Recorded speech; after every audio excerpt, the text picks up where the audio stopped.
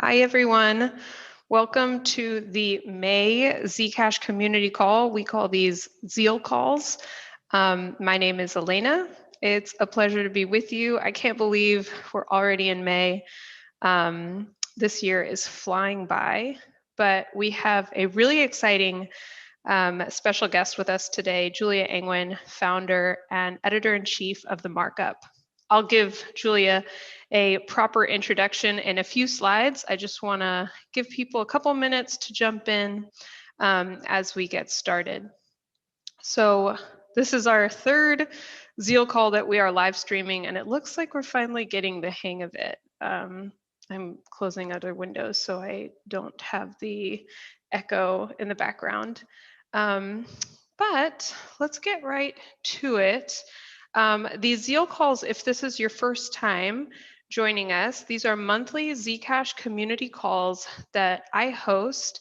And the whole purpose of these calls is to really bring together interdisciplinary speakers from around different industries to talk about internet freedom, privacy, advances in cryptography and related technology, really to all kind of meet in the middle around our shared missions of how technology can empower people, but oftentimes, given the evolution of the internet and different business models, that isn't the case, or that isn't what we've seen.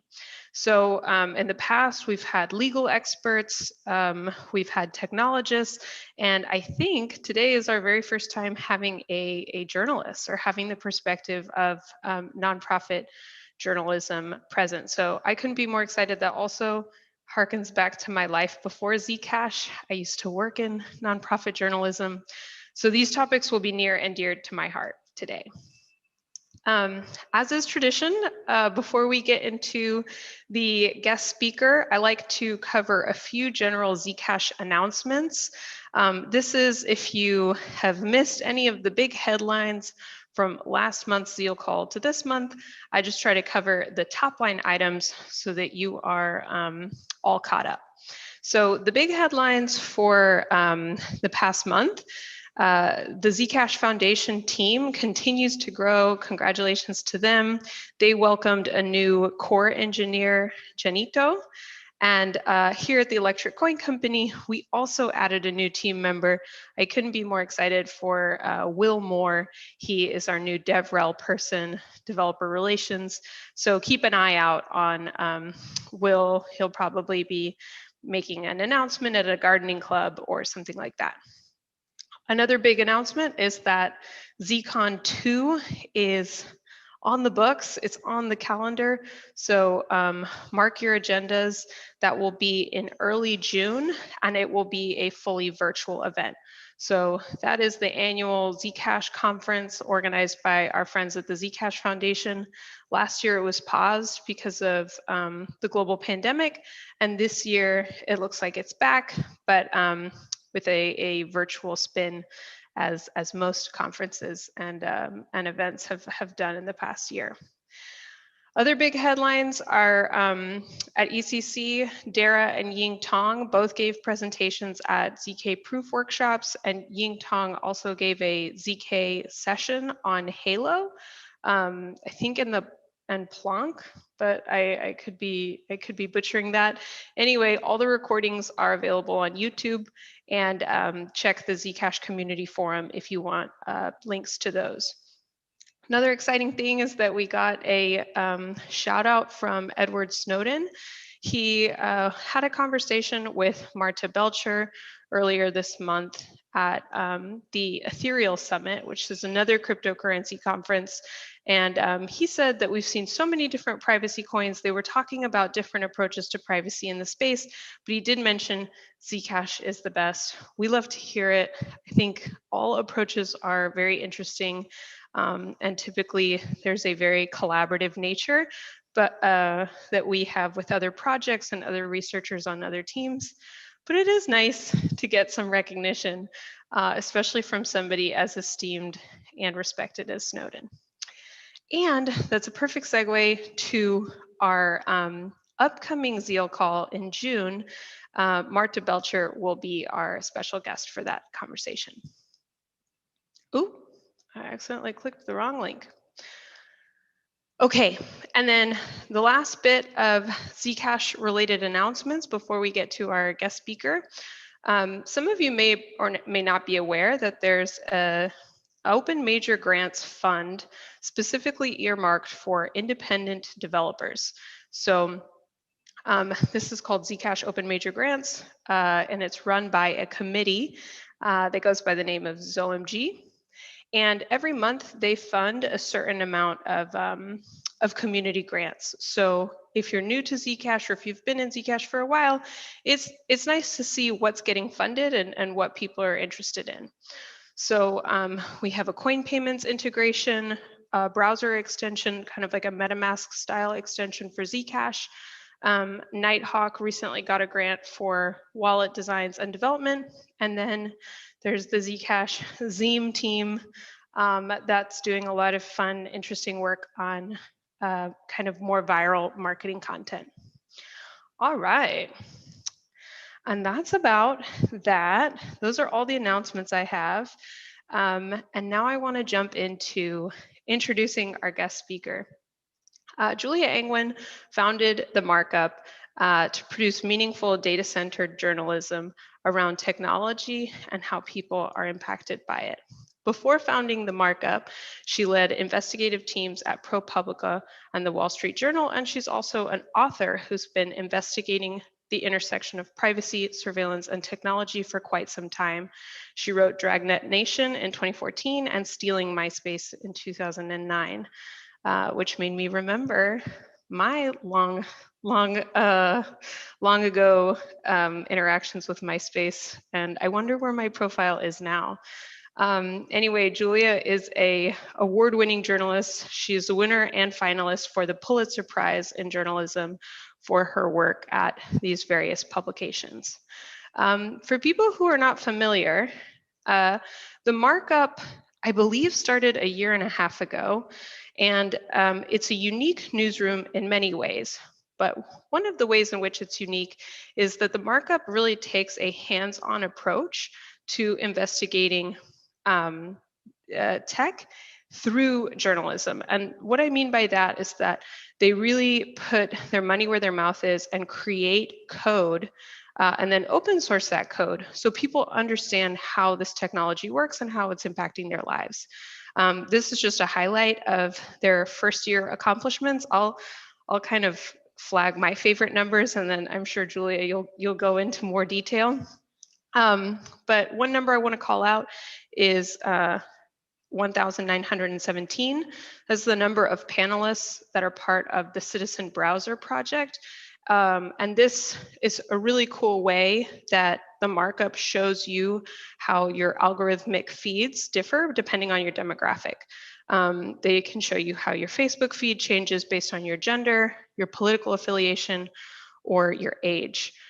Another thing that I found was really interesting was the number 57,000. So that is what they're calling the privacy tax. Basically, the Markup set out to say we want to really kind of honor through our journalism and our website and our newsletters the protections for privacy and digital privacy that we feel everybody should be honoring. And so they had to create a whole suite of bespoke tools in order to avoid the tracking software that is kind of by default in many newsletters, in many streaming services. I know this is something that I hear from the Zcash community all the time, like y'all are so committed to privacy, and yet we're streaming on YouTube, we're using Zoom, and all sorts of things that we use Google Analytics on our site. So there's all sorts of things that really feel like they're hard to get away from in terms of the world of surveillance and technology. But I think the Markup does a really awesome job of showing that an alternative is possible and also a delightful user experience. And I think those are all the special things I want to call out before I hand it over to Julia. I did kind of a selection of headlines from the different investigations that the Markup has done in the past year that I really enjoyed. For example, they did work with Postmates food delivery workers who were being scammed, and Postmates wasn't reimbursing those funds. After the Markup investigation came out, those workers were able to find ways to get their earnings reimbursed. There's really an interesting post from the Markup around differential privacy and the US Census, and whether or not we have to make the trade-off between accuracy in our census data and privacy, which is constitutionally protected for collecting that information in the first place. And then SplitScreen is something I mentioned earlier. It's part of the Citizen Browser project.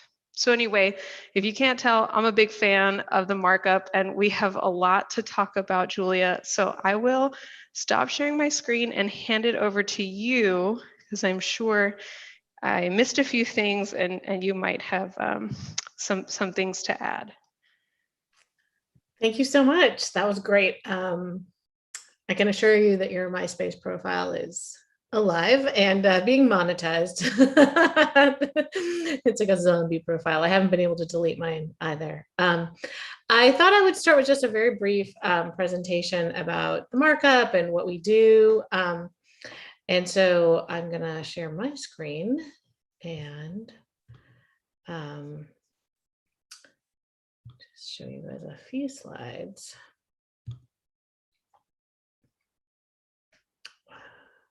So basically the Markup is a nonprofit newsroom, and some people call what we do investigative journalism. We call it that too, but I think the really important word is accountability, because we want to really hold institutions accountable for how they use technology to make policy decisions, because that's sort of what technology is used for these days. And so we want them to be accountable for those decisions just the same way they would have been if a human was making those decisions. We are kind of unique in the way we investigate. We have modeled our approach on the scientific method. So we call it the Markup method because it's still a little bit lighter than science, but it's basically an approach where we want to make sure that we are asking the most important questions that could be asked about technology and its impact on society, and then collecting the data that is needed to answer those questions. And the reason we have to often build our own data sets is because there aren't institutions out there collecting data about the impact of technology on society. And so we often have to go to great lengths, which I'll talk about later, to build tools to collect our own data and analyze it. We also do something that's sort of similar to peer review, but not quite the same, which is that we actually go to experts before we publish and ask them to review our work. So when we have a big investigation and we've done a huge statistical data analysis, we will seek out statisticians and also domain experts to help make sure that we have bulletproofed our findings, because we want to make sure that we're right. And we also bring our findings to the target of the investigation and ask them if we're wrong about anything, because they have the most incentive to find inaccuracies in our work. And then after we publish, we show our work. We publish as much of our data and code as we can. We write extremely long methodologies that accompany our narrative news articles. And we really want people to be able to reproduce and work and build from our work. And so these, I think, are things that make us a little bit different than most newsrooms. And as Elena mentioned, we also have a kind of unique position of protecting our readers' privacy. We promise to collect as little data as possible. We have no trackers that load on our website. We do not embed YouTube videos, for instance. We had to build our own video player to embed video on our site. We do a lot of things that are kind of expensive that allow us to assure our readers that they're not being tracked. And then we also have kind of an interesting position on anonymous sources. So I don't know how many of you know this, but in Silicon Valley, it's become very common practice for corporate spokespeople to insist on not being named and being on background or off the record. And we have decided that we will not participate in that. We will offer anonymity to a source who's really facing some sort of danger, right? And they're risking their life to bring some sort of news that needs to be in the public. But people whose title is corporate spokesperson are not those people. They are not risking their lives. Their job is to represent the company. And so we don't allow them to go on background. And that is something that is actually strangely unique and difficult. And we have to fight with the companies about it almost every time. The other thing is that, as I mentioned before, we often have to build our own data sets. And so we are a newsroom that is actually split. We are a lot of engineers and journalists. And so we actually marry, many of our investigations are an engineer and a journalist working together. And the engineers report into the investigative editors just the same as the journalists. So there's not a split. We really view people who can code and work with data as journalists. They are just part of the team as much as anyone else. And they have skills that are really important to bring to bear to our work. And so that is a unique aspect of our newsroom. This is a list of everything that we have written in our first year. We started publishing in February of 2020. And it's kind of an interesting thing if you see that we, the green section is auditing algorithms, is something that we do a lot. We take algorithms that are out there in the wild and we do what we can to reverse engineer them or to understand who's impacted by them. That is a really big bulk of our work. We also do a lot of explanatory work. So Ask the Markup is a feature where we just explain things like differential privacy and concepts like that, that I think are really helpful for people to know when they're trying to figure out this technological world that we live in. So I thought I would just highlight a few projects that have are really been, I think, interesting and unique that only like the Markup would do. One is something called Blacklight. So Blacklight is what I like to call it the creepy meat thermometer of the internet. Essentially, it's a real-time forensic tool that analyzes the privacy of any given website. So you go to this website, Blacklight, it's themarkup.org/Blacklight. Type in any URL. I always like to do goop.com because they have a lot of trackers. And I don't have the whole page up here, but basically we do a real-time inspection. So this is not some stored data about Goop. This is like, at the moment that you type in Goop, we spin up a few browsers in the cloud and instantly run a bunch of privacy tests. So how many trackers, how many cookies are loading, whether it's monitoring your scroll movements, your keystrokes, whether Google and Facebook are setting trackers. So it's a real-time analysis that is extremely unique and really cutting edge. And it's been used more than 1 million times. And we think it's a really great way to tell the privacy story. Obviously, everyone at this point kind of knows that privacy is an issue, but when you read a story, it can feel really abstract. But when you go to this site and you can type in your kid's school, it's a way for people to engage and actually feel empowered by that data. There are so many people who write to us and say, I brought this information to my employer because I saw that our website was doing these things, and no one at the company even knew, right? There's so much legacy code out there that people don't even realize what their websites are doing. And so we feel like it's a really important way to help people engage with the issue of a privacy that isn't one that makes them feel hopeless. Another thing that we did that is pretty unique is the Citizen Browser Project that Elena was mentioning. It's basically, we call it a way to measure the public square, but what it really is a way to understand what is happening on Facebook. So basically, we built a panel of people, which is at any given time about 1,000 people who are allowing us to monitor their Facebook feeds. The way that we did that is we built a custom web browser that they install on their machine. And then we take a snapshot of their Facebook feed once a day, a couple times a day, depending. And we redact all the privacy information about their name, their friends' names, none of that. And we just take like what news they were shown, what groups were recommended to them. So we're really trying to monitor what Facebook chooses to push out to these people. And so we can see holistically what choices Facebook is making about what it chooses to amplify and what it chooses not to amplify. Because the nature of the personalized newsfeed is that you really only see what's amplified to you. And so we needed a national panel in order to understand this. But it has been an enormous effort. This is what our app looks like that our panelists install. They log in through it, and then it tells you when it's capturing your feed. But maintaining this app, which we've been keeping running since the fall, is a lot of work. Facebook's platform changes all the time, the code changes, and so we have to constantly update it. And so it is pretty unusual for a newsroom to be running sort of like a software app maintenance shop as well. And we it's very expensive, and we have at least 3 or 4 full-time programmers on it at any given time.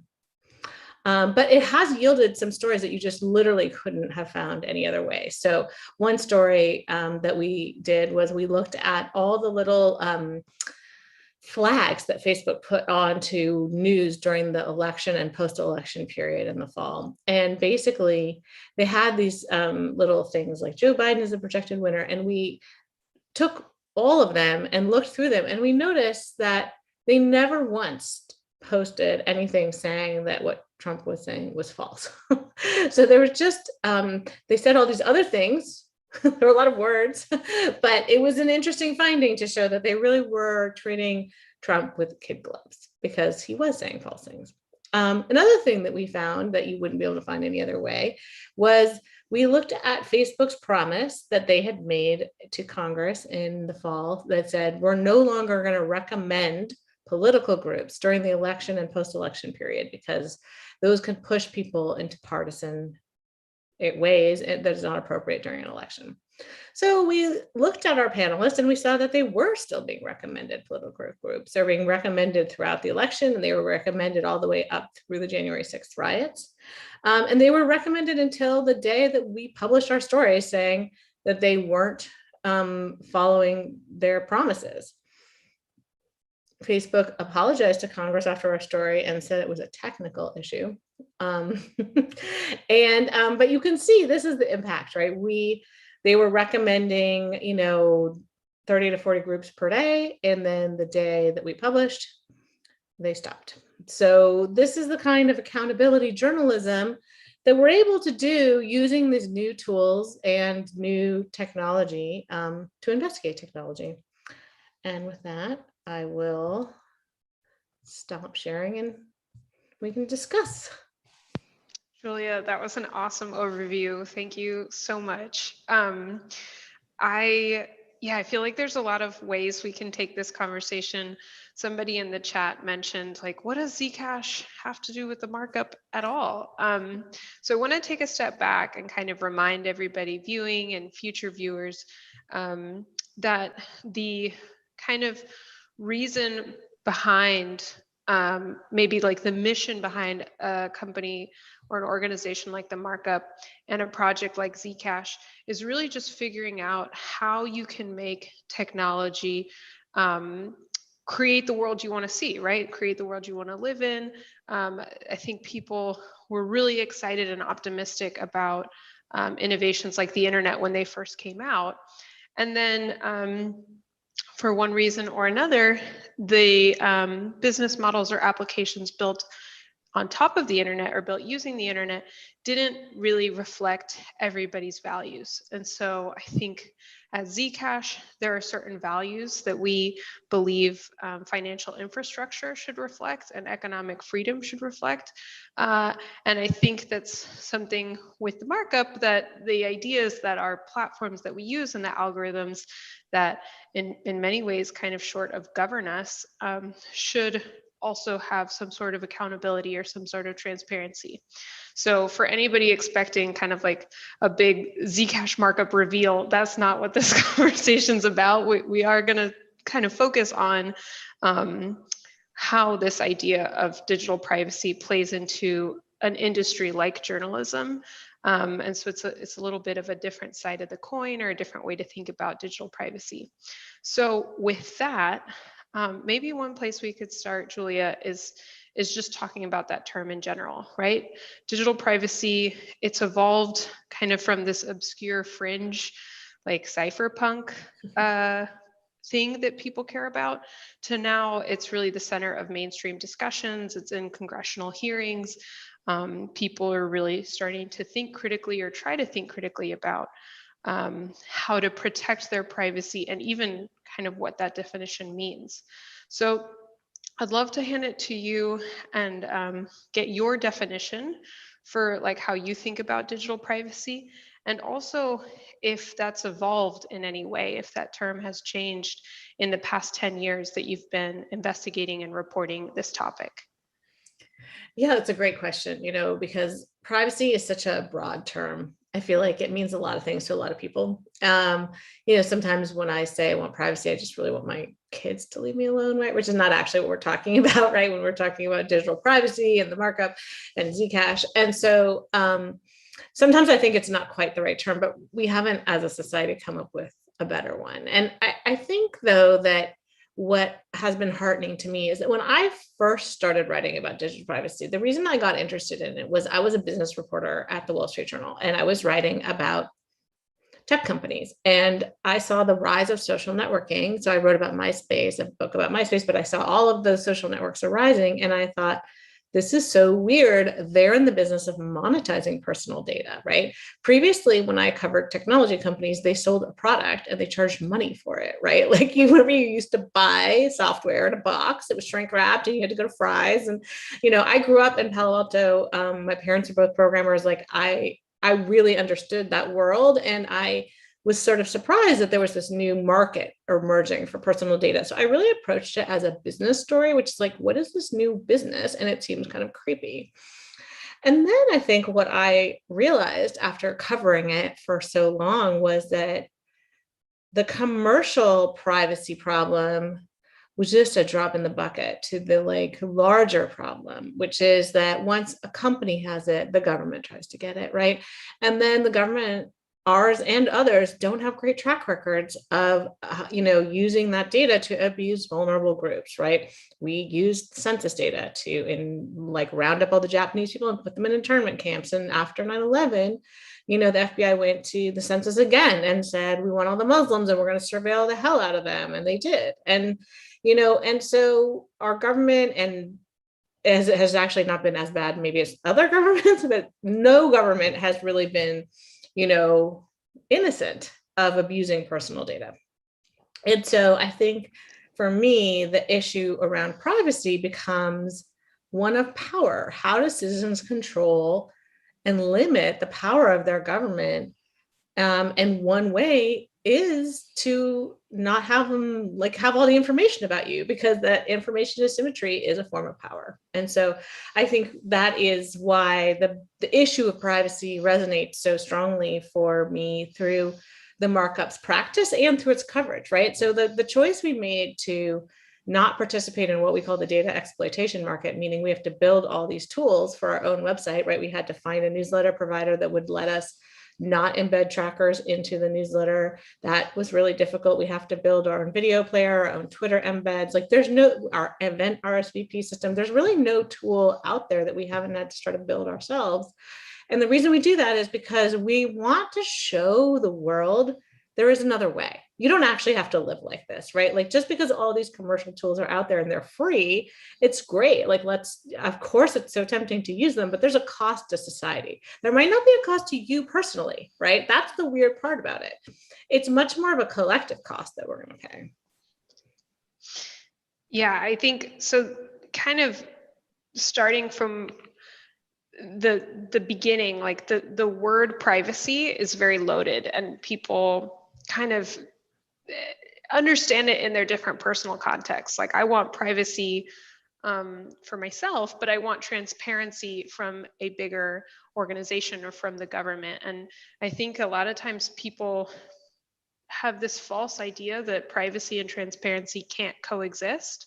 But in fact, they're really just kind of, I don't want to say concentric circles, but there's places in which privacy and transparency can overlap, and then there's places where they can't.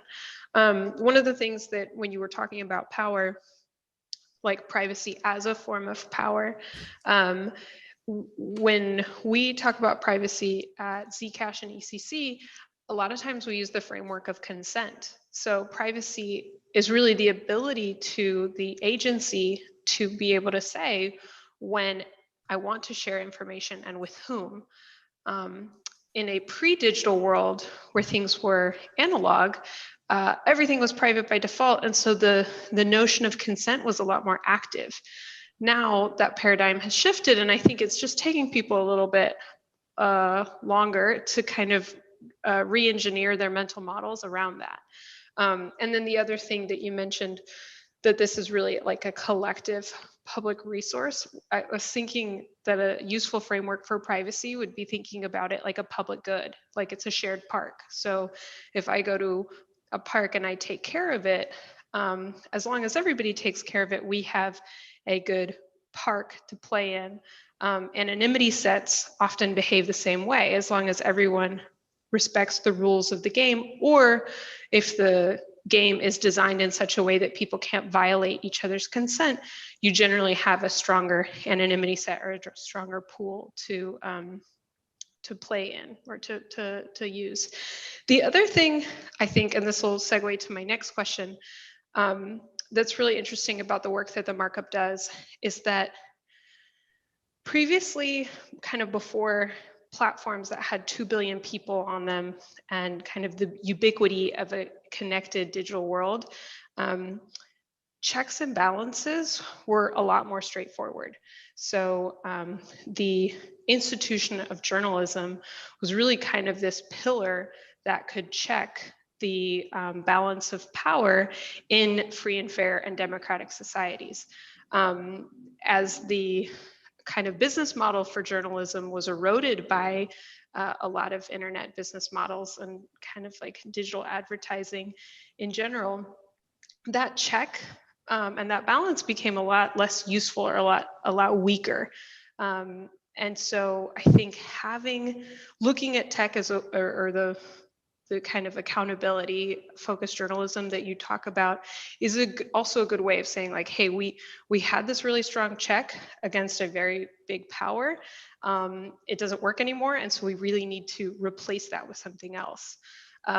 So to that end, you mentioned show your work, and you talked a little bit about the shape and composition of your newsroom, like the balance between engineers and journalists. Can you talk a little bit about kind of the editorial process, how you guys decide what gets covered, what stories you're going to work on, and maybe even, I feel like you decide to have a tool, how do you think about like, okay, can we maintain this forever, or are we just going to do it for a few years and then kind of call it quits? Yeah, I definitely can talk about that. Do you mind though if I jump in and talk a little bit about something you talked about in there? Because please jump in at any time. I'm super long-winded, so I feel like my so questions are half an hour long. The demise of the funding models for journalism. And I think that's such a really important point because, you know, a lot of people say to me, what's the harm with privacy? So what if this ad for shoes follows me around the internet, right? Like it doesn't matter. And I would say that, you know, we have a lot of concerns. There's lots of concerns you can raise about like future harms, right, of the government abusing it, but like a current harm that is actually quantifiable and can be described right now is the destruction of journalism business models. So when I worked at the Wall Street Journal, the way we made money was we were the main gateway for advertising. If you wanted to reach a white middle-aged guy who was a middle manager, had a BMW and golfed on the weekends, like you basically had to go to the Wall Street Journal. And so those full page ads cost several $100,000 in the Wall Street Journal. And we had like a little mini monopoly on that audience. And the thing is that our monopoly on that audience was based on the quality of our work, right? And so what we were really incentivized to do was to create high quality work that kept that guy buying the journal and kept our advertisers coming. And that cycle was broken by the arrival of behavioral advertising, right? Which is the ads that track you across the internet. Because now you don't need to go to the Wall Street Journal to get that middle-aged white BMW guy, right? You can just track him across the internet and find him on a site where he's actually paying less attention to the content, right? It's actually not even that fruitful to pay attention to get him when he's on the Wall Street Journal because he's interested in the article. It's much better to get him on some random site where he's kind of like, how did I get here? Let me look at the ads, are more interesting than the content. And so all of a sudden, the thing that was incentivized was getting massive amounts of traffic at the lowest possible cost of quality, right? And so journalism has been destroyed. Like, that's just a full stop answer, right? Like, and so what we are seeing right now is the true impact of privacy is the destruction of the fourth estate. And what does that mean? There's no watchdog on government, right? And so government is unaccountable. Now, that's a really bad outcome already. That's current today outcome. That's not future outcome, right? I mean, I'm really lucky to have started the Markup with nonprofit funding, but there's no way, literally no way I could do this as a for-profit enterprise. There is no model that works for high quality journalism for today. I mean, you can do it sort of at the New York Times, but they're struggling, right? You can do it at Washington Post because Jeff Bezos bought them, but that's about it, right? In the local aspect is Devastating. really lost. Yeah. I got started at a local newsroom in Houston, Texas. I've never been on the journalism side. I was like on the operations side of the house for a while doing fundraising. And it is kind of hard to deny that you just numbers don't add up if you're looking at kind of like, how do we make a viable business model that is strictly for profit in a digital age or an interconnected age. So yeah, it's such a good point. And I think, so for some people who may have heard a previous Zeal call, I'm a really big fan of kind of auditing the algorithms. This is something that more and more people are doing, more and more researchers are doing. Joy Bulamwani from the Algorithmic Justice League, she was just featured in Coded Bias, which is a documentary that basically covers these topics. These platforms have a lot of benefits, right? They feel great. It's really cool that I can go to my buy nothing Jersey group and find like discounted books and free plants and chairs for my dining room table. That's really useful and awesome. But like I said, the mental model, it doesn't factor in kind of the huge cost that people are paying. And some people have different preferences. So the thing about privacy, it's like that song, you don't know what you have until it's gone. So like, you don't really value privacy until you really are in a position where you need to pay for it, or and at that point, depending on the context, you might not be able to reconstruct that privacy, or you might not be able to exert consent over who has your information and who doesn't. Going back to my MySpace, my zombie profile that's probably going to be around until the end of time. Okay, so let's talk about accountability a little bit. I'd love to kind of hear about the editorial process, but maybe in the same breath, we can talk about how you decide what to cover, and then the fact that the Markup has been so successful in being kind of cited in congressional hearings, having these platforms pay attention to your investigations and actually reverse decisions, that I think is something our audience might want to hear more about. Yeah, I mean, look, we are a really small newsroom. We're, 15 reporters and editors, and the whole company is like 25 people. And so we have to pick our topics really carefully because we can't cover everything, and tech is embedded in everything, right? And so we kind of look at our stories choices based on how many people are impacted.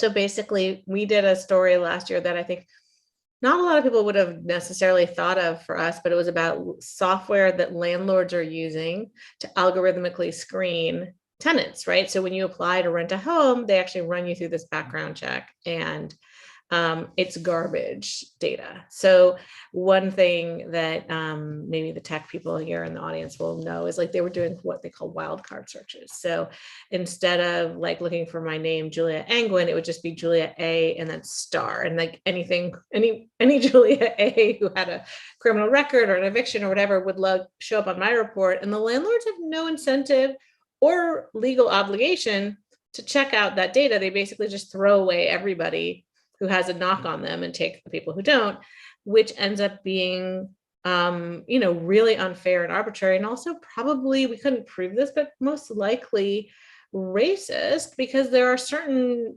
groups like Latinos where there's really only like a couple dozen last names that everybody shares. And so there's a lot of false positive matches.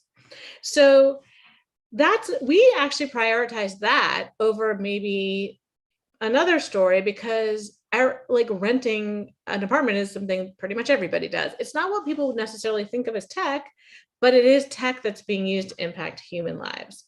So we prioritize those investigations, and then we prioritize ones that are the big platforms, because everybody uses them, right? Like the story we did last year about Google search. We scraped 15,000 Google search results, and then we wrote a program to figure out and identify and classify which of the search result answers were Google's own products. And then we were able to quantify that they are giving themselves the majority of the top of the page. And of course, anecdotally, you probably already noticed that in your Google search, which was that you notice that you're all these little boxes, and a lot of them lead back to new Google searches. And it's like this kind of recursive loop. But putting a number around it actually really helped regulators who are building their antitrust cases against Google. And so we feel like we need to be out there really quantifying the harms so that people can make change and really address those harms. I think we're at a phase of technology where we had a couple of years of euphoric, we had 2 decades really of euphoric delight. Oh my God, I'm carrying a supercomputer in my pocket. I mean, who doesn't love that? It's incredible, right? And everyone was in love with this technology. It changed our lives a lot for the better. But we're kind of waking up to the downside. I think of it like, canned food. After the war, like canned food became really big, and everyone was like, oh my gosh, you can get peaches all year round, right?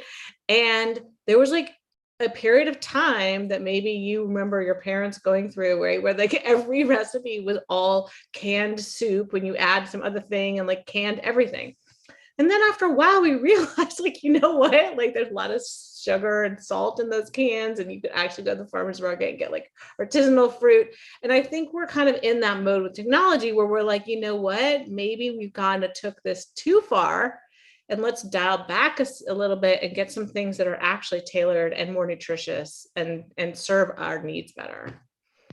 It's interesting, like meat maybe shouldn't have like a 50-year shelf life. Like exactly. I love Spam. This is like a definite Spam canned ham was a college staple in my life. But thinking that probably isn't the best form for meat all the time. And maybe our data, like our personal information, should have a shelf life. Something that I wrote when I was 16, I had a Zanga journal that another like phantom that's probably profile out there somewhere too. Yeah, and like there's a lot of personal information out there. Once you put it out there, you can't really take it back. Something that we think about at Zcash is having systems that have privacy built in from the very beginning. Because once the information is out there, like you can't get the toothpaste back in the tube, right? Once you, this is related to the differential privacy story with the US Census. Like people try to add more noise to a data set to try to obfuscate kind of or delink data from an individual profile. And it's really hard to do that effectively because we're just really good at finding patterns, or computers specifically are really good at finding patterns. So I think that that is something that I think more and more people will realize, and they don't realize it until they've been burnt, right? I think sometimes the most effective way to forge a privacy advocate is to be in an unfortunate situation where your identity has been compromised, or some personal information is stolen, or God forbid, like you have personal photographs that are shared. I think oftentimes those are the very memorable personal experiences that change people's perspective. And yet it's hard to really see how that applies to a bigger platform or a bigger business model or a bigger kind of world event. I loved the reporting on Locked Out. So for people tuning in at home, this was really timely journalism, especially given how much eviction pauses were happening during COVID or during last year, and now a lot of those kind of are running up or expiring. Okay, so I'm looking at the time. I want to keep us honest. We try to end early or on time for these calls. And Julia, it can't be all bad, right? We can't have like doom and gloom and destruction. There is light at the end of the tunnel. The Jedis, right? They have to come back. They have to destroy the Death Star. So I'm curious to hear from you, kind of like, what are the trends that you find promising, or what are different technologies that you think like might have legs or could change the paradigm of this like data surveillance capitalism world that we're in, to more data sovereignty or individual agency and autonomy? Yeah, I mean, I have to say it's hard to be totally optimistic, but I will try. I think that only canned meat from here on out. We're doomed. Well, I think the thing is interesting is there's a lot of bipartisan interest in this topic, right? I think both sides of the aisle in DC are talking about breaking up big tech and talking about federal privacy laws. And unfortunately, the devil's in the details there. And I'm not entirely sure those are going to end up in places that are going to serve the public, because our legislative process is so owned and operated by the lobbyists. But I think it's really a good step forward that people care, right? When I first started writing about this in 2010, people just thought I was a Looney Tune. And it wasn't really until Edward Snowden arrived and everyone was like, oh yeah, you were saying something about that, weren't you, Julia? Like that. And so I think it's good people are aware, and I think sometimes it takes a while to come to the right solution. And so I do think that the good news is we're looking for solutions. I will say that I'm worried about technology just continuously outpacing the law, right?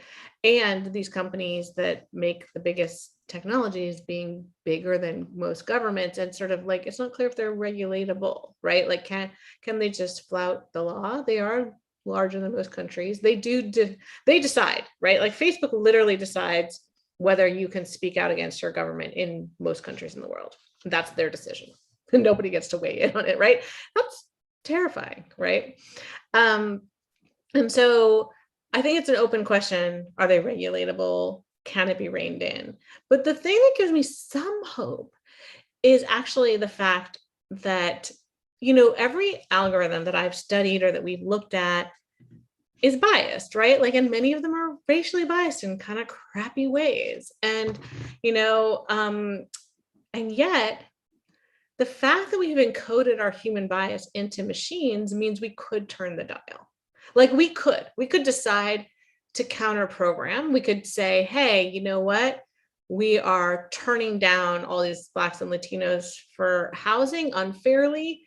Let's change the algorithm. And we have that power. We haven't done it yet, but technology gives us tools, right? Right now, those tools are being used to basically cement existing power structures, but we could use those tools for new power structures too.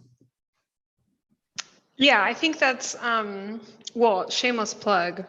Zero knowledge proofs are the kind of backbone of Zcash. That's something that if you have another hour lying around, I'm happy to just kind of talk your ear off about those. But I think that is true. Like, right, there's reason to be cautious and reason to be concerned.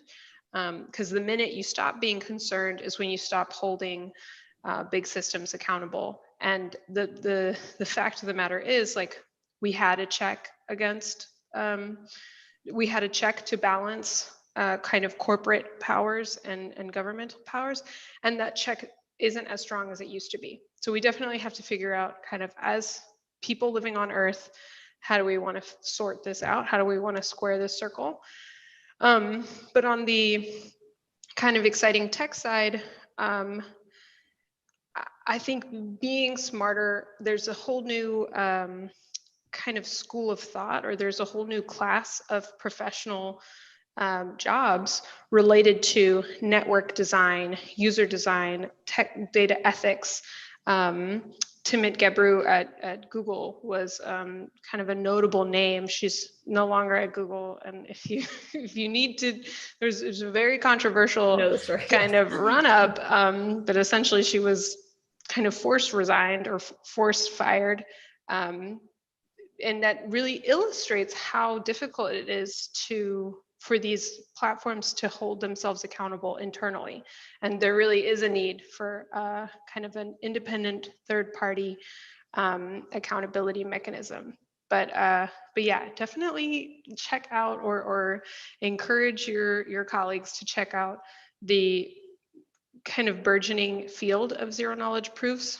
It's essentially a field of cryptography that allows you to prove that a statement is true without revealing any information. Yeah. We're all familiar with it. We talked about okay, cool. Yeah, I was about to go into my like Zcash 101 speed. But I hope, like, one thing that for me kind of makes sense in kind of a Pollyanna way is that you could create a credit scoring system based on good behavior, and using zero knowledge proofs, like, decide what information gets shared and what information doesn't get shared. You could kind of do this model that you're talking about, which is like better algorithms or more transparent algorithms. And if everybody knows how they work, which typically has not been the case, right. If there was more transparency there, then I think we'd have a different world entirely. Well, I'm not sure if I'm sure you probably have read David Brin's Transparent Society, but I haven't. Oh, well, I highly recommend it, and maybe you should have him on. But he wrote this book, I don't know, 15 years ago, that just called it exactly what's happening, which was, he said, basically the world is going to be filled with cameras, and the only question is going to be who controls them. And it's a really interesting point, right? Which is, and by cameras, we can say algorithms too, but it's basically this idea that, like, if society controls them, if we, the people, have mechanisms to control these levers of power, things will be okay. And if not, they won't be okay. And I think he does a beautiful job of encapsulating it. I highly recommend. He's a delightful person to interview. So nice. Okay, well, that may be a future Zeal call. And I think those are all the questions that we had for today. There's a little bit of chitter chatter in the chat. No big questions, although we covered a lot of ground. So it's possible that we just did such a good job discussing these topics that we covered all the possible questions that people could have. In the last few minutes that we have together, Julia, what can people look out for in terms of the markup? What's the best way to keep in touch? How do people stay connected with the investigative research that you're doing, and stuff like that? Well, you can always visit our website, themarkup.org, and read our stories. You can sign up for my newsletter. I write a weekly newsletter that comes out on Saturday mornings that kind of summarizes the big thoughts of the week, or interviews newsmakers about different tech policy questions. And or you can sign up for the newsletter that sends you every single story we publish the moment it's published. And so in our Citizen Browser project, which is this really amazing project to do a national panel survey of what's happening on Facebook, has its own newsletter that alerts you every time we publish something from our Citizen Browser findings. And so, we're on Twitter and Facebook and all that, but the truth is that those platforms don't always love us. So we like people to sign up for the newsletter because we can control that a little bit better. Nice. Okay. Well, thank you again for being part of the community call today. This has been an awesome discussion, and I know I'll stay tuned to future investigations from the markup, and hopefully maybe we can find something about zero knowledge proofs in there in the future. Big breakthroughs. It was a pleasure. All right. Have a thank you everyone for tuning in. Have a great rest of your week, and then we'll see you next month. June 28th, I believe, we'll have our special guest, Marta Belcher, joining us. And with that, I guess we'll sign off. Thank you.